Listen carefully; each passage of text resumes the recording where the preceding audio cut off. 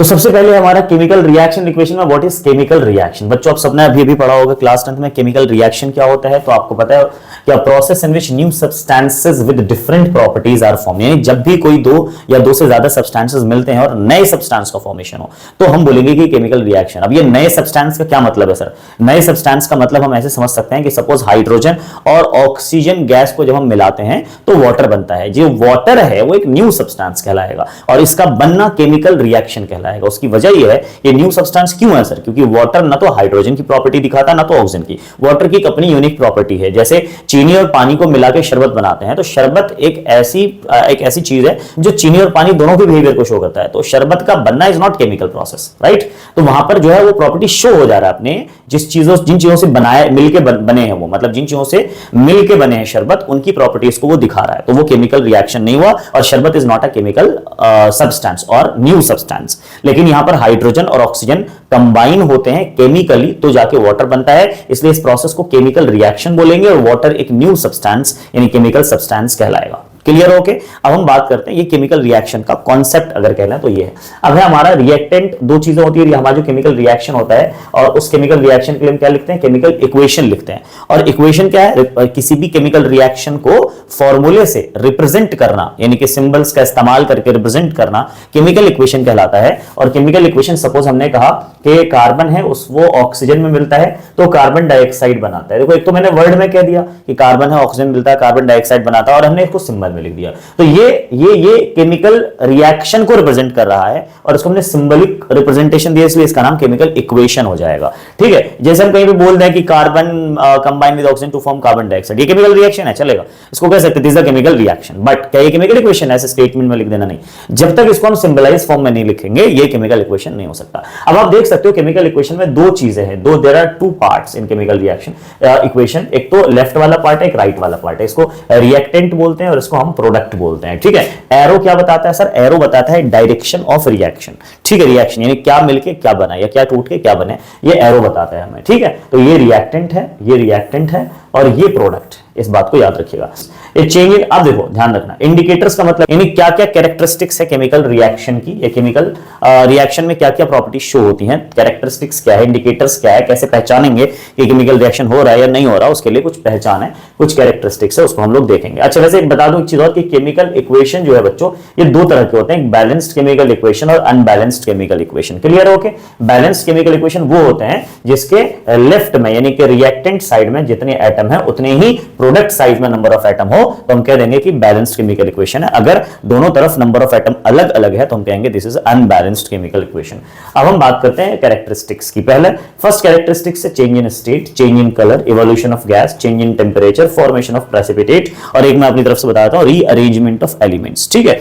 अच्छा तो ये सारी प्रॉपर्टीज हैं, कैरेक्टरिस्टिक्स है। चेंज इन स्टेट का बेहतर एग्जांपल है आप हाइड्रोजन प्लस ऑक्सीजन करते हो वाटर बनता है, हाइड्रोजन और ऑक्सीजन गैस है जबकि वाटर लिक्विड है, तो इस रिएक्शन में स्टेट चेंज हो रहा है। अगर हम कलर की बात करें तो आप क्या नाम है कॉपर सल्फेट में आयरन डाल दो तो क्या होगा, आयरन सल्फेट बन जाएगा, यहाँ ब्लू से ग्रीन जो सॉल्यूशन है वो टर्न आउट हो जाता है।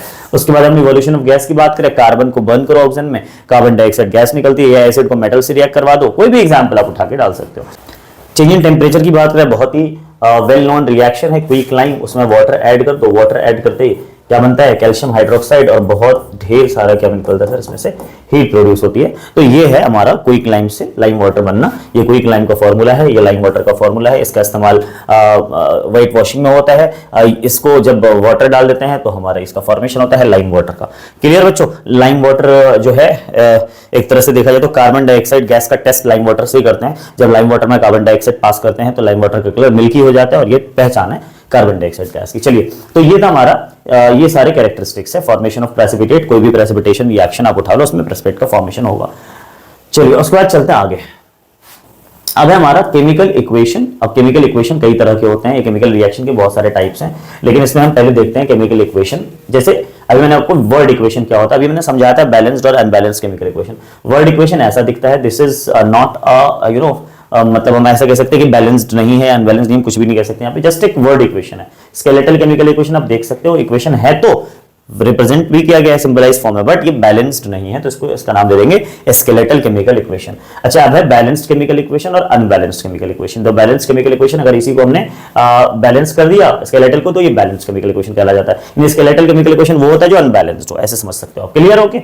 अच्छा, उसके बाद based on law of conservation of mass atom of each element must be equal in both side. कई बार आता है ना कि भाई बैलेंस करना क्यों जरूरी है, तो बैलेंस करना इसलिए जरूरी है क्योंकि law of conservation of mass को मानना पड़ेगा to obey the law of conservation of mass. आपने पढ़ा होगा क्लास 9 क्लास में, mass can neither be created nor be destroyed in a chemical reaction. ठीक है। अच्छा, अब है हमारा टाइप्स ऑफ केमिकल रिएक्शन। आते हैं केमिकल रिएक्शन के टाइप्स पे। अगर हम बात करें केमिकल रिएक्शन के टाइप्स पे, तो सबसे पहला है हमारा कॉम्बिनेशन रिएक्शन। क्या होता है, आप सबको क्लियर है कि भाई रिएक्टेंट में दो या दो से ज्यादा सब्सटेंस मिलकर के एक सिंगल प्रोडक्ट बनाता हो, ये कॉम्बिनेशन रिएक्शन। जैसे A प्लस बी मिलकर के क्या बना रहा है, ए बी बना रहा है। A प्लस बी मिलकर के क्या बना रहा है, ए बी बना रहा है। तो ये एक तरह का कॉम्बिनेशन रिएक्शन हो गया। हम एग्जांपल की बात करें अगर, तो आप देख सकते हो एग्जांपल हमारे पास जैसे Mg प्लस O2 2MgO, ये एक तरह का कॉम्बिनेशन है। अभी मैंने लिखा था कैल्शियम ऑक्साइड प्लस वाटर, ये वाला जो रिएक्शन लिखा था कैल्शियम ऑक्साइड प्लस वाटर, ये भी हमारा क्या था, कैल्शियम हाइड्रोक्साइड प्लस हीट। ये भी क्या हमारा, ये भी एक तरह का कॉम्बिनेशन रिएक्शन है। क्लियर? ओके। आप डायग्राम में भी देख सकते हो कैल्शियम प्लस ऑक्सीजन CaO बनाता है, कैल्शियम ऑक्साइड, ये भी कॉम्बिनेशन रिएक्शन है। क्विक लाइम अभी जो मैंने लिखा है, क्विक लाइम से स्लेग लाइम का बनना, क्विक लाइम से स्लेग लाइम का बनना, ये ऐसे ही बनते हैं, ध्यान रखिएगा।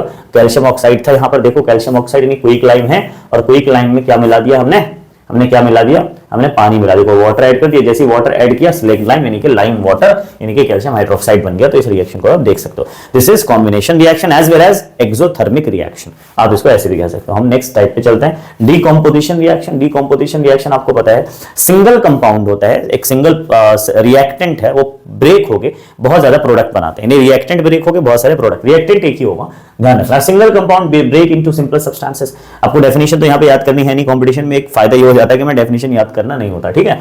जनरल फॉर्म ऐसा हो सकता है कि भाई कोई कंपाउंड है हमारे पास, और वो कंपाउंड कैसा है, वो कंपाउंड कुछ एवी टाइप का, ये ब्रेक हुआ, ब्रेक होने के बाद ए और बी बना लिया इसने। ठीक है। अब ये कई तरह के होते हैं, पहला है हमारा थर्मल, दूसरा है हमारा इलेक्ट्रोलाइटिक, तीसरा है हमारा फोटोलाइटिक डिकम्पोजिशन। अब थर्मल डिकम्पोजिशन ऐसा है जिसमें हीट की मदद से किसी कंपाउंड को तोड़ते हैं, उसका नाम हो जाएगा थर्मल। अगर हम इलेक्ट्रिसिटी की मदद से किसी कंपाउंड को तोड़ेंगे तो वो हमारा इलेक्ट्रोलाइटिक। अगर हम सनलाइट की मदद से किसी कंपाउंड को तोड़ेंगे तो हो जाएगा फोटोलाइटिक डिकम्पोजिशन।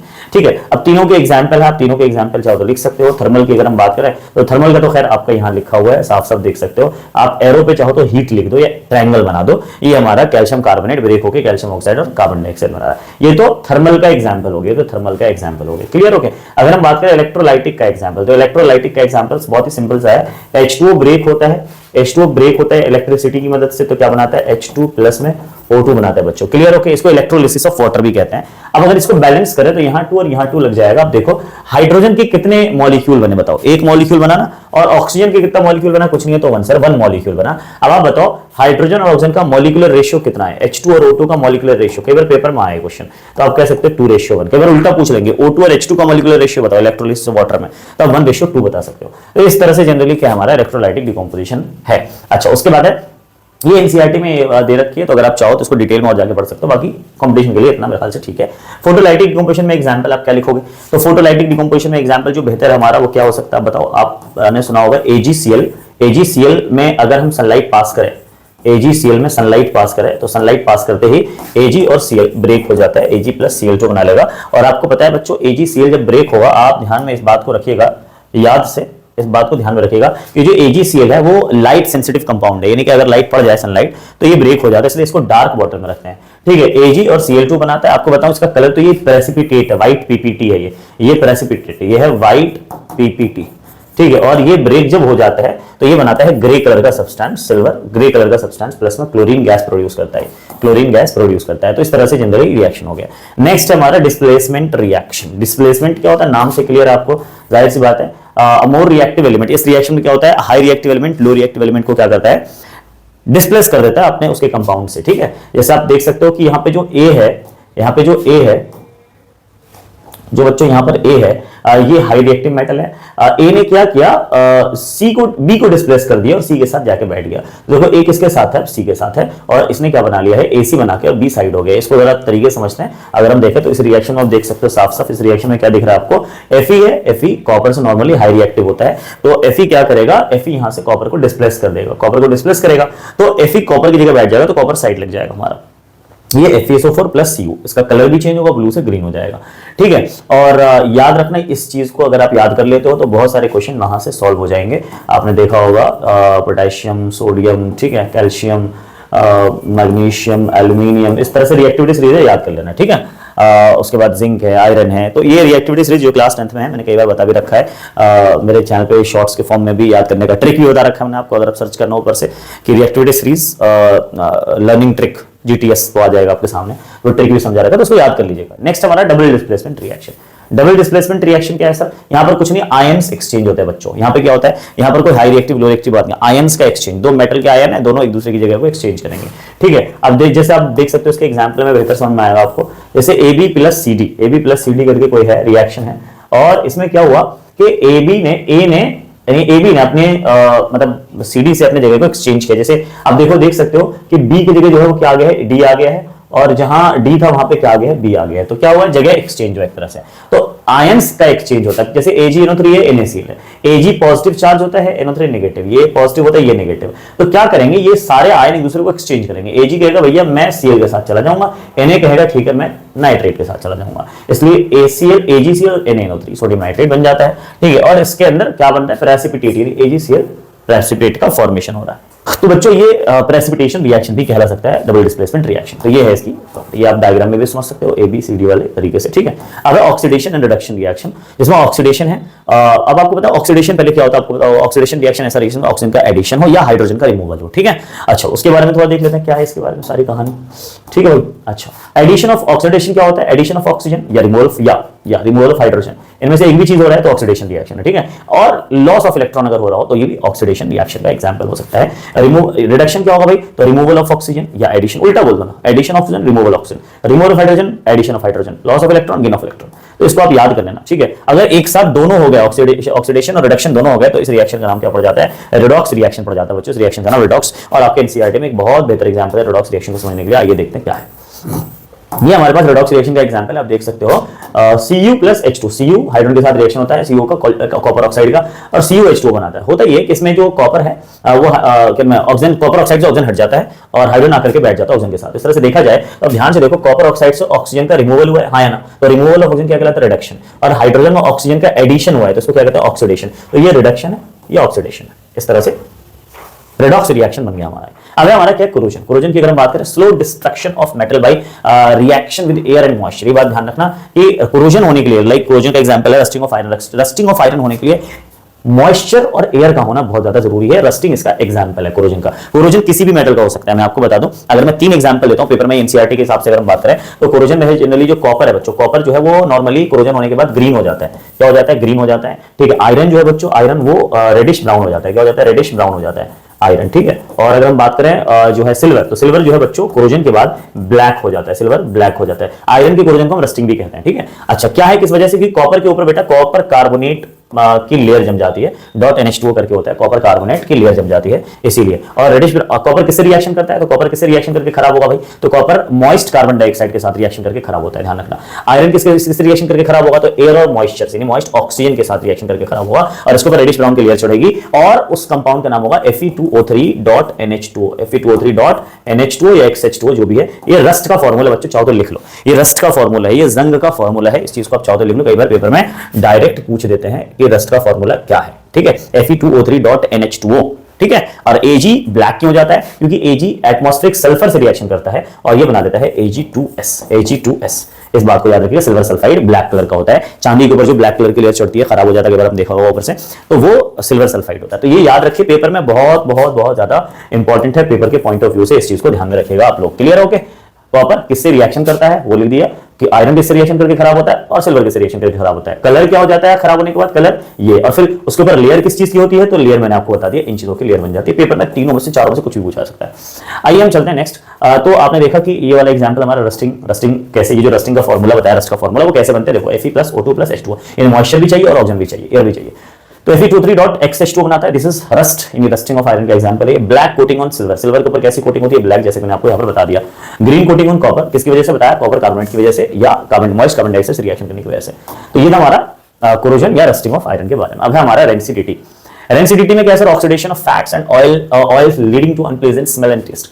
जब किसी भी ऑयली सब्सटेंस का स्मेल और टेस्ट चेंज हो जाता है कंटिन्यूअसली एयर के कांटेक्ट में रखने पर खाने को या फूड आइटम्स को, तो हम इस प्रोसेस को रेंसिडिटी कहते हैं। अब रेंसिडिटी में होता है क्या है सर? रेंसिडिटी में आप सबको पता है, रेंसिडिटी में आपको क्या है कि एडिशन ऑफ मतलब हम कैसे बचाया जा सकते हैं भाई टेस्ट उसमें ना बिगड़े, इसके लिए हम ऑक्सीडेशन या ऑक्सीडेंट्स का एंटीऑक्सीडेंट का इस्तेमाल कर सकते हैं, या हम एयर टाइट कंटेनर रख सकते हैं, नाइट्रोजन गैस फ्लश कर सकते हैं पैकेज, जैसे चिप्स बैग में नाइट्रोजन गैस फ्लश की जाती है जिससे जो है वो प्रोटेक्ट हो जाता है। रेफ्रिजरेशन का इस्तेमाल कर सकते हैं, रेफ्रिजरेटर का इस्तेमाल किया जा सकता है।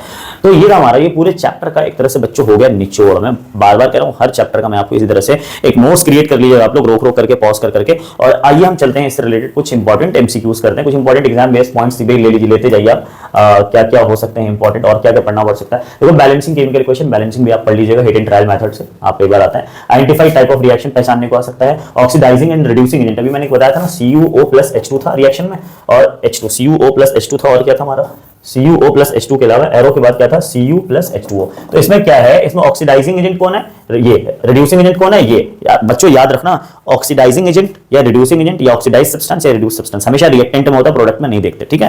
तो रिएक्टेंट में ऑक्सीडाइजिंग एजेंट ये है, रिड्यूसिंग एजेंट ये, जिसके पास ऑक्सीजन हो रिएक्टेंट में वो ऑक्सीडाइजिंग एजेंट है, आसान तरीका पहचानने का, ये रिड्यूसिंग एजेंट है। अब जो ऑक्सीडाइजिंग एजेंट होता है ना बच्चों, वही रिड्यूस सब्सटेंस है, यही रिड्यूस सब्सटेंस को लिख लेना कहीं पर। और जो रिड्यूसिंग एजेंट होता है वो ऑक्सीडाइज्ड सब्सटेंस होता है, ऑक्सीडाइज्ड सब्सटेंस, वो सब्सटेंस जो ऑक्सीडाइज्ड हुआ है, ठीक है। तो इस तरह से हम पहचानते हैं। Corrosion equation must be remembered, भाई कोरोजन की इक्वेशन याद होना चाहिए। उसके बाद difference between displacement double displacement, mix ना कर दो कई बार आप। उसके बाद definition based 1 mark question every common, क्योंकि डेफिनेशन बेस्ड 1 मार्क क्वेश्चन आप इसको प्रैक्टिस कर सकते हो ताकि आप उसके अंदर के कॉन्सेप्ट्स को भी याद रखना। अब चलते हैं एमसीक्यू प्रैक्टिस पे, सीधा एमसीक्यू पे चलते हैं हम लोग। विच of the following observation does not indicate a chemical reaction? Change in colour करता है, मैंने बताया आपको, ठीक है, तो ये भी करता है। इवोल्यूशन ऑफ गैस, ये भी करता है। Change in size of solid, पता नहीं। फॉर्मेशन ऑफ प्रेसिपिटेट, ये भी तो करता है, लेकिन ये हमने नहीं पढ़ा आपको। तो इसका आंसर जो हो जाएगा बच्चों हो जाएगा सी हमारा, क्योंकि ये गलत है ना। Change in size of solid करके मैं तो आपको इंडिकेशन में नहीं पढ़ाया मैंने आपको केमिकल रिएक्शन की कैरेक्टरिस्टिक्स में। तो चलिए नेक्स्ट क्वेश्चन पे चलते हैं हम लोग। नेक्स्ट क्वेश्चन हमारा क्वेश्चन नंबर 2। क्वेश्चन नंबर 2 हमारा देखते हैं, the balanced equation for burning of magnesium is. Balanced equation बताना है बच्चों, ठीक है, बैलेंस्ड इक्वेशन। तो अगर देखा जाए तो बैलेंस मतलब दोनों तरफ नंबर ऑफ एटम सेम होना चाहिए, तो Mg+O MgO, तो ये अनबैलेंस्ड है। For burning of magnesium is balance कौन है, तो ये तो अनबैलेंस्ड है, तो ये तो होगा नहीं आंसर, ठीक है। सेकंड Mg+O2 2 MgO, Mg यहाँ पे 2 है, यहाँ Mg 2 है, बिल्कुल। यहाँ ऑक्सीजन 2 है, यहाँ भी ऑक्सीजन 2 है, बिल्कुल, ये 2 है ना ऑक्सीजन, ठीक है। यानी ये बैलेंस लग रहा है। फिलहाल अगला चेक कर लेते हैं। नेक्स्ट Mg+O2 MgO, MgO2, पहले बात तो ये फॉर्मूला ही गलत है, तो ये वाला आंसर होगा नहीं। Mg+O2, यहाँ पे ऑक्सीजन 4 है, यहाँ ऑक्सीजन 2 है, तो पॉसिबल नहीं है, तो answer will be what, B हमारा आंसर सही हो गया। नेक्स्ट है क्वेश्चन नंबर 3 पे चलते हैं। नेक्स्ट क्वेश्चन फटाफट जल्दी जल्दी देख लेते हैं सारे questions. Which law is satisfied when a chemical equation is balanced? When a chemical equation is balanced, कौन सा लॉ सैटिस्फाई होता है? लॉ ऑफ डेफिनिट प्रोपोर्शन या लॉ ऑफ मल्टीपल प्रोपोर्शन? मैंने अभी बताया भी था आपको कौन सा लॉ है जो बैलेंस करने में सेटिस्फाई होता है भाई। तो लॉ ऑफ कंजर्वेशन ऑफ मास कहाँ दिख रहा है, लगा दो टिक, सी हमारा हो गया। क्लियर बच्चों, सी आंसर हमारा करेक्ट है। ये बिल्कुल नहीं होगा, कंजर्वेशन ऑफ मास में इनका कोई मतलब नहीं है। चलिए हम चलते हैं नेक्स्ट क्वेश्चन पे।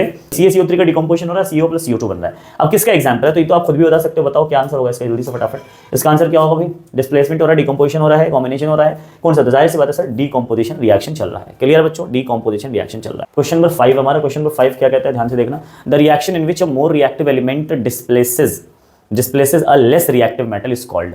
मोर रिएक्टिव लेस रिएक्टिव की बात है तो डिस्प्लेसमेंट रिएक्शन हो जाएगा, बिल्कुल करेक्ट है। आप लोग रोक करके चैट बॉक्स में आंसर कर सकते हो ताकि आपको एक आइडिया लगे, आप खुद भी लिख सकते हो, कहीं पर कॉपी पे लिखते जाओ, देखो कितने आंसर सही होते हैं, ठीक है। अब नेक्स्ट क्वेश्चन हमारा, नेक्स्ट क्वेश्चन चलते हैं। When iron nail is dipped in the copper sulphate solution the colour changed because. Iron nail को डिप करते हैं कॉपर सल्फेट में, तो iron is less reactive than copper, गलत है। और उसके बाद अगर हम बात करें तो आयरन डिस्प्लेसेस कॉपर, ये बात सही लग रही है, ये तो गलत लग रहा है। Copper displaces iron, copper displace करेगा आयरन को, जब लेस रिएक्टिव तो कैसे डिस्प्लेस करेगा, ठीक है। उसके बाद नो रिएक्शन अगर, नहीं ऐसा हो ही नहीं सकता, आयरन ज्यादा रिएक्टिव है, कॉपर को हटा के फेंक देगा, आयरन सल्फेट बना लेगा, तो आयरन डिस्प्लेसेस कॉपर, बिल्कुल सही है हमारा। नेक्स्ट क्वेश्चन जो हमारा क्वेश्चन नंबर 7, ठीक है। क्वेश्चन नंबर 7 क्या हमारा देखते हैं जल्दी से।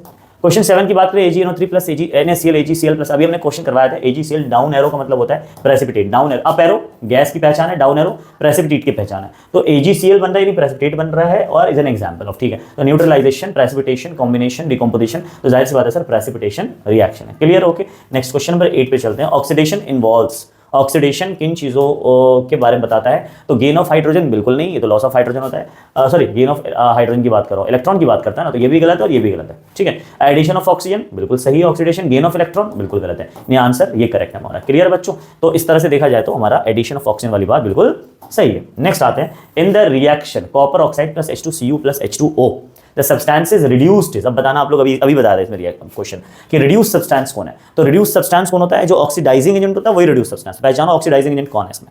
मैंने बताया था रिएक्टेंट में जिसके पास ऑक्सीजन होता है वो ऑक्सीडाइजिंग एजेंट है, और जो ऑक्सीडाइजिंग एजेंट है वही रिड्यूस सब्सटेंस है। जल्दी से बताइए आप लोग, इसमें रिड्यूस सब्सटेंस कौन है? इसमें रिड्यूस सब्सटेंस कौन है? इसमें रिड्यूस सब्सटेंस कौन है? बिल्कुल करेक्ट, ऑक्सीडाइजिंग एजेंट। जैसा कि आप पहचान पा रहे हो, इसमें ऑक्सीडाइजिंग एजेंट जो है बच्चों वो कौन है? कॉपर ऑक्साइड है। रिड्यूसिंग एजेंट ये है, लेकिन ना ऑक्सीडाइजिंग एजेंट पूछा है ना रिड्यूसिंग एजेंट पूछा है। ऑक्सीडाइज सब्सटेंस नहीं पूछा, क्या पूछा? Reduce substance. तो जो ऑक्सीडाइजिंग एजेंट है यही रिड्यूस सब्सटेंस भी होता है। ऑक्सीडाइजिंग एजेंट रिड्यूस सब्सटेंस होता है और रिड्यूसिंग एजेंट ऑक्सीडाइज सब्सटेंस होता है। बच्चों इसको याद रखो, क्लियर है? तो ऑक्सीडाइजिंग एजेंट ये हमारा ये है, तो यही रिड्यूसिंग ये से रिड्यूस सब्सटेंस हो जाएगा, तो आंसर हमारा कॉपर ऑक्साइड।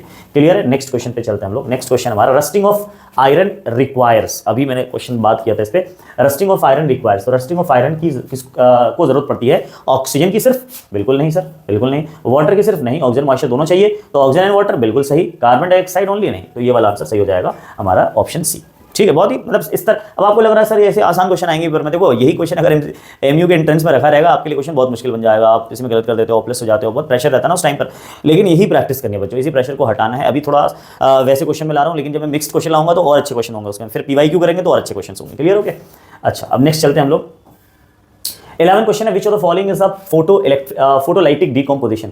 फोटोलाइटिक डीकंपोजिशन बताइए। तो H2O एरो फोटोलाइटिक, देखो आप सनलाइट लिखा हुआ इसमें एरो में, तो पहले AgCl ढूंढो कहीं पर आप। AgCl yes, C option AgCl का आप देख सकते हो, सी ऑप्शन है। तो AgCl वाला AgBr वाला हमारा फोटोलाइटिक डिकम्पोजिशन होता है। इसमें Ag प्लस Cl2 बनेगा, और यहाँ देखो सनलाइट भी लिखा हुआ है साफ साफ, ठीक है। तो नेक्स्ट है हमारा रिडक्शन ऑफ फैट, ठीक है।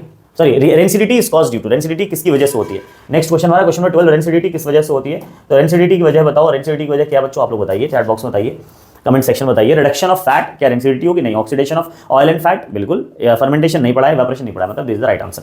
क्लियर? क्वेश्चन नंबर 13 पे चलते हैं, याद रखना बच्चों इस चीज को, oxidation of oil and fat ये रेंसिडिटी कहलाती है, ठीक है। नेक्स्ट क्वेश्चन हमारा, विच of the following is combination reaction. इनमें कौन कॉम्बिनेशन रिएक्शन है? इनमें से कौन कॉम्बिनेशन रिएक्शन है? तो देखो ना, रिएक्टेंट में दो या दो से ज्यादा चीजें दिखनी चाहिए, प्रोडक्ट में सिंगल प्रोडक्ट दिखना चाहिए। कोई है जिसमें सिंगल प्रोडक्ट दिख रहा है? देखो कोई है जिसमें सिंगल प्रोडक्ट, बिल्कुल सर एक ही नजर आ रहा है इसमें, तो सिंगल प्रोडक्ट वाला तो एक ही नजर आ रहा है। इसमें देखो दो प्रोडक्ट है, बिल्कुल नहीं हो सकता, इसमें सिंगल प्रोडक्ट है आंसर, इसलिए आंसर बी हो जाएगा ये। क्लियर हो गया? बाकी देखो इसमें सिंगल प्रोडक्ट नहीं है तो ये भी आंसर नहीं होगा, इसमें भी सिंगल प्रोडक्ट नहीं है, भी आंसर नहीं होगा। नेक्स्ट क्वेश्चन पे आते हैं लोग। नेक्स्ट क्वेश्चन है हमारा क्वेश्चन नंबर 14। क्वेश्चन नंबर 14 की बात करते हैं। In a double displacement reaction there is, भाई डबल डिस्प्लेसमेंट रिएक्शन में क्या होता है? तो आयन एक्सचेंज करके कुछ बताया था हमने आपको, आयन एक्सचेंज। देखो आप पॉज करके कर सकते हो उसको खुद से, आयन एक्सचेंज बताया था। देखो आयन एक्सचेंज कहाँ लिखा हुआ है? आयन एक्सचेंज ऑफ आयन, बिल्कुल करेक्ट, आंसर नंबर बी हो जाएगा हमारा इसमें। लास्ट क्वेश्चन हमारा क्वेश्चन नंबर 15 हम बात करते हैं, which of the following methods help to prevent rancidity. Rancidity से बचने के उपाय क्या है? तो रेंसिडिटी से बचने के उपाय क्या है बच्चों? बताया हमने, keeping food expose to air, बिल्कुल नहीं। एडिंग एंटीऑक्सीडेंट्स, बिल्कुल सही। हीटिंग कंटिन्यूअसली, नहीं, हीटिंग कंटिन्यूअसली से भी सॉल्यूशन नहीं बनता ज्यादा। एडिंग ऑफ वाटर, गलत, तो आंसर हमारा हो जाएगा बी। वैसे ये भी हो सकता था, बट जो एप्रोप्रिएट आंसर, क्योंकि मल्टीपल चॉइस, मल्टीपल सेलेक्ट नहीं है, तो एप्रोप्रिएट आंसर हमारा बी हो जाएगा, एडिंग एंटीऑक्सीडेंट्स। तो बच्चों ये था chapter 1 class 10 chemical reaction equation. ये अलीगढ़ मुस्लिम यूनिवर्सिटी या कोई भी कॉम्पिटिटिव एग्जाम्स है, कोई भी कॉम्पिटिटिव एग्जाम, कैसा भी कॉम्पिटिटिव एग्जाम है, आपको उसमें ये काम आ सकता है। क्लियर है बच्चों? और इसमें आप आराम से अच्छा स्कोर कर सकते हो, और इसी तरह के सारे चैप्टर्स की मैं वीडियो लाऊंगा आगे भी। और इस हमारे चैनल पर अगर आप नए हो, पहली बार देख रहे हो, तो सब्सक्राइब करके रख लीजिए, इसमें बहुत सारी चीज़ें आपको सीखने को मिलेंगी। और मिलते हैं नेक्स्ट इसी तरह से किसी NCERT के किसी चैप्टर का एक्सट्रैक्ट के साथ, उसके निचोड़ के साथ, उसके सारे पॉइंट्स इंपॉर्टेंट के साथ, कुछ MCQs के साथ इंपॉर्टेंट, ठीक है। मिलते हैं नेक्स्ट क्लास में। Thank you so much.